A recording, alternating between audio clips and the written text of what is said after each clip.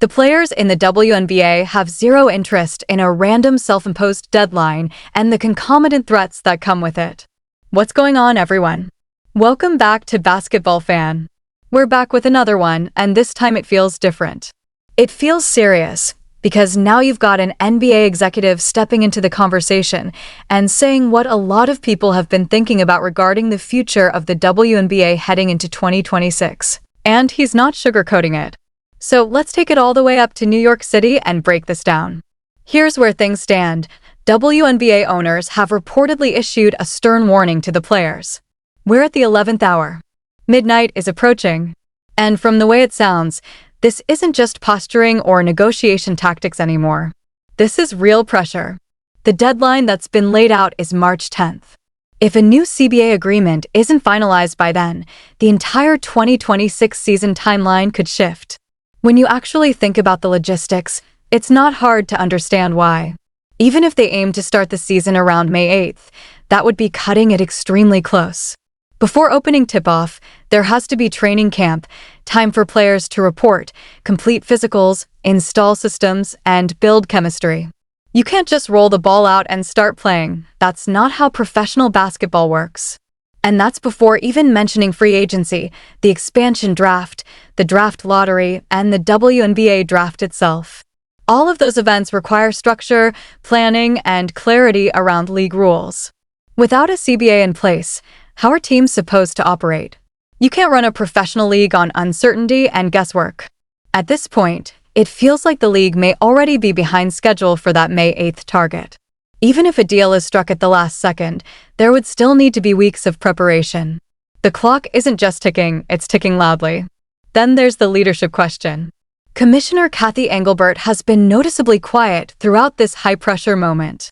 No major interviews, no media tour, no strong public messaging to calm concerns.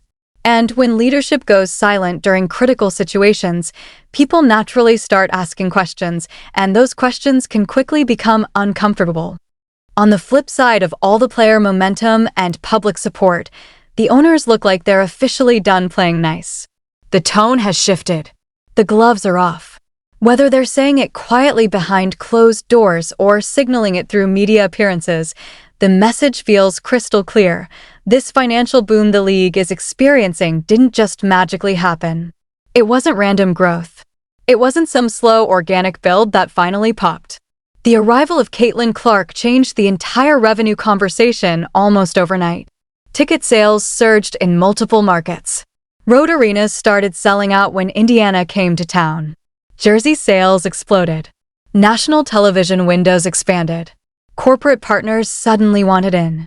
Media attention multiplied. That kind of impact shifts leverage. Everybody sees it. Players see it. Owners see it. Agents definitely see it. And when leverage shifts in professional sports, negotiations get serious very fast.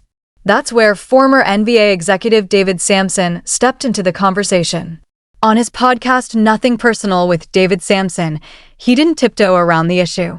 He didn't try to soften it for social media. He didn't frame it emotionally. He broke it down strictly from a business standpoint. Cold numbers, operational realities, deadlines, margins. He basically said what executives say in boardrooms when cameras aren't around. This is business. Owners protect margins. Players push for a larger slice of revenue. That's the dance. That's always been the dance. And if you miss key operational windows, broadcast schedules, arena bookings, sponsor deliverables, you're not just delaying games. You're risking partnerships. You're jeopardizing media contracts. You're potentially violating sponsor obligations. That's real money. Not hypothetical. Not symbolic. Real money. Sampson framed the entire situation like a high-stakes poker table. Both sides believe they're holding strong cards. The players feel empowered by public momentum, by rising viewership, by increased revenue, and by the undeniable Caitlin Clark effect. The owners, on the other hand, control infrastructure, capital reserves, and long-term financial modeling. They understand operational timelines and how fragile momentum can be if a season gets disrupted. At some point, someone has to blink. That's how these negotiations historically resolve. But if neither side blinks, then the 2026 season structure could look very different from what fans are expecting. Shortened schedules, delayed starts, adjusted financial frameworks. And that would be a massive miss considering the league's current growth trajectory. The key thing Sampson emphasized wasn't just percentages. This isn't simply about whether players get a few more points of revenue share. It's about timing, preparation, strategic positioning, long-term sustainability. A labor standoff during a financial upswing is risky. Momentum in sports is fragile. You can't just assume fans will wait forever. You can't assume sponsors will remain patient indefinitely. Pressure is rising fast. Fast as hell. And that pressure forces both sides to sharpen their strategy. At this point, reacting emotionally won't solve anything. As we always say here on Basketball Fan, you've got to analyze the leverage. Negotiation 101. You must have a clear path to getting what you want, and you must fully understand what your opponent wants. That's rule number 1. Rule number 2? A settlement doesn't happen until leverage is felt. Real leverage. Until one side can exert pressure, or ideally both sides can pressure each other, movement doesn't occur. That's just reality in collective bargaining disputes. History across professional sports proves it. And then there's the strategic messaging component. The WNBA sent Adam Silver to speak during All-Star Weekend to address the CBA situation publicly. That wasn't accidental.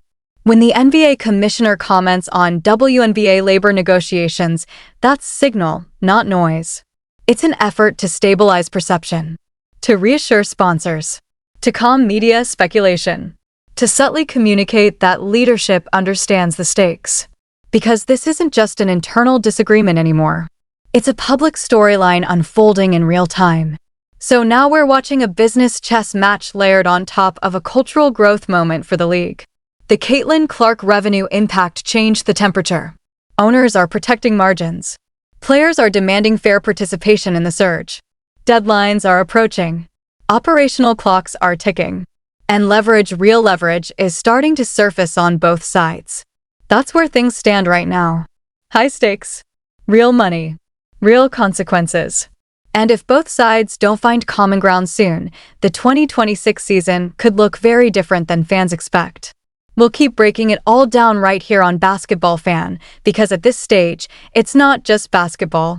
It's business, negotiation strategy, and the future stability of the league all wrapped into one. We're about to be in the 11th hour. That statement basically means if you want the season to start on time, this needs to be settled immediately. In other words, given now.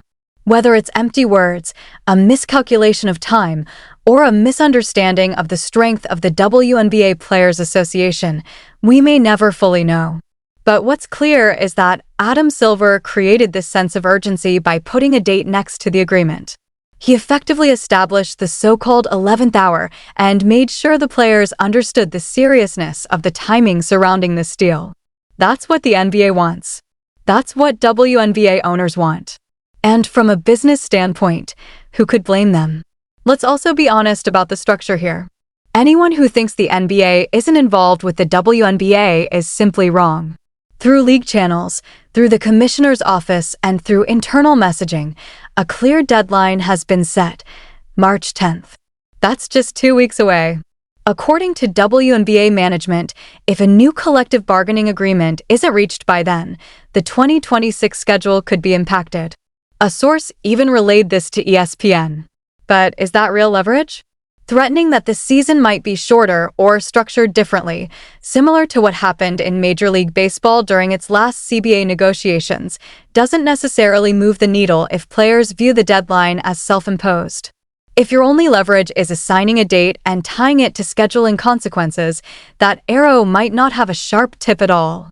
The players in the WNBA have shown zero interest in what they see as a random, self-imposed deadline and the accompanying threats. And that's where the frustration sets in.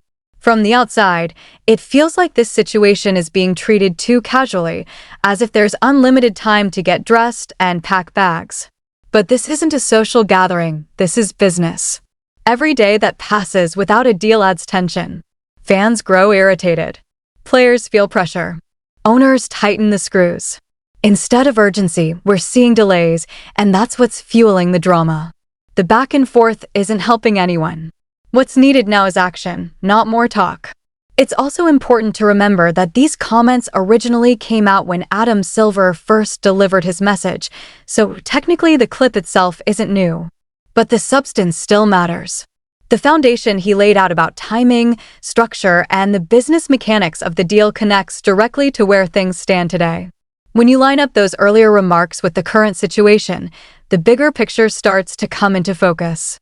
That was David Sampson breaking it all down from a straight business perspective, no fluff, just numbers and leverage. If you want the full context, check out the complete conversation on his YouTube channel and hear everything he had to say. But here on Basketball Fan, I want to hear from you. Was his take on point, or do you see it differently? Drop your thoughts in the comments. Make sure you like the video, subscribe to the channel, and we'll catch you on the next one.